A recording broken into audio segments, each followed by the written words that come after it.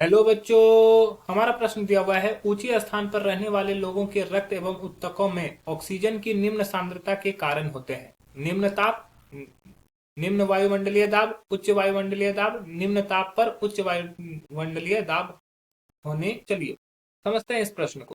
जो हमें मुख्य अवधारणा समझना है वो समझना है हेनरी का नियम। ठीक है, हेनरी का नियम।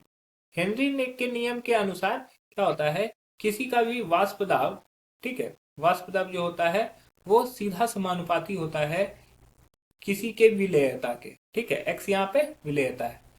और हम लोग सब जानते हैं कि सपोज कर लो ये मैदानी इलाका है जहां पर यहाँ पे वाष्प दाब हमारा ऑक्सीजन का जो है वो पीजी है, और ये पथरीला आकार है, पहाड़ी इलाका है, यहाँ पर हमारा वो जो वाष्प दाब है वो पीएच है। तो वाष्प दाब क्या होता है कि ऊपर जाने पर क्या होता है, कम हो जाता है। हम जानते हैं कि हम जानते हैं कि ऊपर जाने पर वायु में O2 का आंशिक दाब कम हो जाता है। तो इसका मतलब ये हुआ कि अगर ये कम हो जाएगा तो Pg ग्रेटर देन हो जाएगा पीएच से। और हम लोग सब जानते हैं, क्योंकि हम जानते हैं आदर्श विलयन से Pv इक्वल टू क्या होता है, nRT। तो P इक्वल टू क्या लिख सकते हैं, N/V/RT। और N/V को हम लोग क्या बोल सकते हैं, सांद्रता। ठीक है, N/V को हम लोग C बोल सकते हैं, सांद्रता बोल सकते हैं। RT अगर यहाँ पे कांस्टेंट मान लें तो P डायरेक्टली प्रोपोर्शनल होगा सांद्रता के।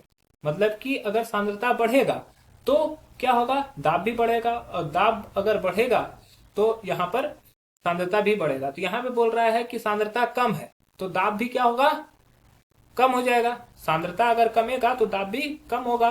तो यहाँ पर निम्न वायुमंडलीय दाब सही उत्तर होगा, निम्न वायुमंडलीय दाब, ऑप्शन बी। और ये इसका जो रक्त में सांद्रता कम होती है ऑक्सीजन की वजह से, इसकी वजह से क्या होती है, सांस संबंधी बीमारी होती है, सांस संबंधी बीमारी। ओके, आशा है कि यह प्रश्न आपको समझ में आया होगा। धन्यवाद।